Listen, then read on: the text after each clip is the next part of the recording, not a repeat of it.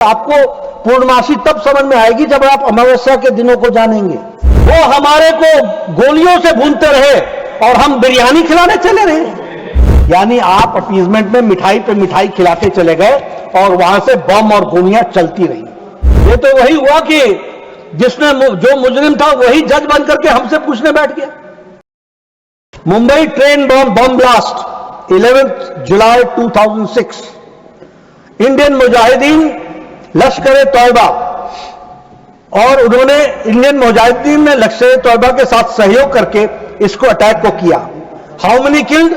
209 209 लोग और 700 लोग हताहत हुए। इसके बाद एक जॉइंट एंटी टेररिज्म मैकेनिज्म बनाया गया और इसमें बनाने में जिसमें स्टेट पॉलिसी ऑफ टेररिज्म कैसे बनेगा इसको तय किया गया।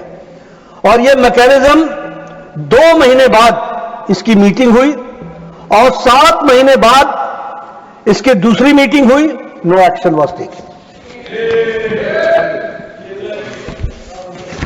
और सबसे बड़ी बात कि हमले भी होते रहे और पाकिस्तान के साथ ट्रेड भी चलता रहा, टूरिज्म भी चलता रहा, टेलीकम्युनिकेशन भी चलता रहा, एग्रीकल्चर भी चलता रहा, बातचीत भी चलती रही। थार एक्सप्रेस में 18 फरवरी 2006 को वो शुरू हो गई। शिपिंग सेक्टर में इंडिया और Pakistan signed revise shipping protocol इन 2006। ये घटना के बाद की घटना बता रहा हूं मैं, कैसे आपने किस तरीके से पाकिस्तान के साथ आपने डील किया है उसकी मैं एक सच्चाई रख रहा हूं। अटैक हुआ 2007 में, serial bomb blast in Gorakhpur Uttar Pradesh. हरकत उल जिहाद ने किया, 11 लोग मारे गए। 2007 में ही सीरियल बॉम्ब ब्लास्ट हुआ एक साथ लखनऊ, अयोध्या और वाराणसी। हरकत उल जिहाद ने और इंडियन मुजाहिदीन ने किया। उसी तरीके से 1 अक्टूबर 2007 को आपने ये 2007 की घटना के बाद आपने दोनों साइड से वाघा बॉर्डर और अटारी बॉर्डर से आपने गुड्स कैरियर्स को जाने की परमिशन दे दी। ये बोनस में दिया। एयर सर्विसेज की एग्रीमेंट को इंडिया और पाकिस्तान ने साइन किया। 12 फ्लाइट्स को 28 फ्लाइट्स में कन्वर्ट किया।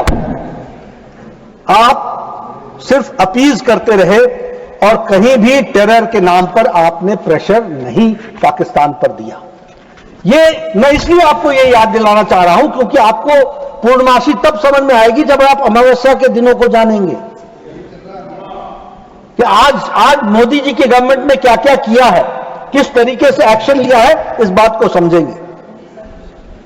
31 दिसंबर 2008 को रामपुर में सीआरपीएफ के कैंप पर हमला हुआ।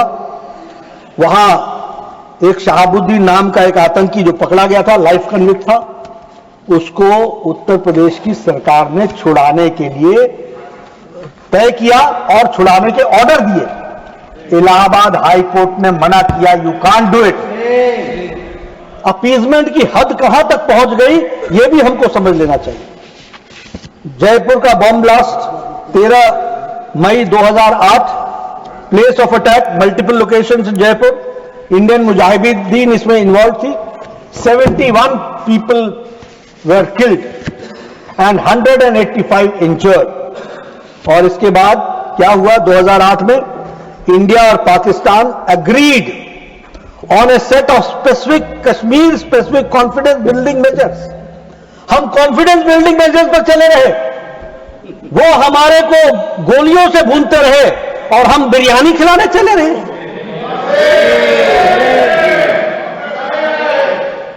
इन्होंने क्या किया?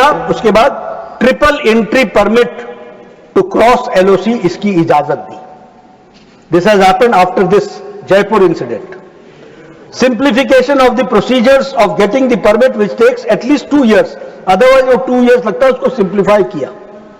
Frequency of 2 cross LOC bus services Srinagar Muzaffarabad और पुंछ रावलकोट, इसकी शुरुआत तो की पहले फोर्टनाइटली था, उसको वीकली कर दिया। यानी आप अपीजमेंट में मिठाई पे मिठाई खिलाते चले गए और वहां से बम और गोलियां चलती रही और वो आपको किस तरीके से अटैक करते चले गए। Bangalore serial bomb blast multiple locations पर, बैंगलोर में किया गया, उसमें students Islamic Simi was involve, उसमें लोग मारे गए और 20 लोग इंजर्ड हुए। Ahmedabad serial bomb blast in 2008 जुलाई 26, इसमें भी मल्टीपल लोकेशंस में अहमदाबाद में हुआ और इसमें भी इन्वॉल्व इंडियन मुजाहिदीन था। पीपल किल्ड 56, संख्या देखिए साहब, कहीं 70, कहीं 56, कहीं 100, कहीं 209 और over 200 people were injured. Delhi serial bomb blast 13 September 2008, Connaught Place, Ghaffar Market and other areas in Delhi involved Indian Mujahideen. People killed 30, injured 133, हताहत हुए। और आपने क्या किया इसके बाद? ये घटना है 2008 की, 2008 की। आपने क्या किया? हमारे पूर्व प्रधानमंत्री स्वर्गीय Manmohan Singh met with Asif Ali Zardari on September 2008 at Muzaffarabad and Puch Rawalkot Road was also open to trade on October 21, 2008. ये हमसे पूछ रहे हैं पहलगाम का क्या हुआ, पहलगाम का क्या हुआ? ये तो वही हुआ कि जिसने जो मुजरिम था वही जज बन करके हमसे पूछने बैठ गया।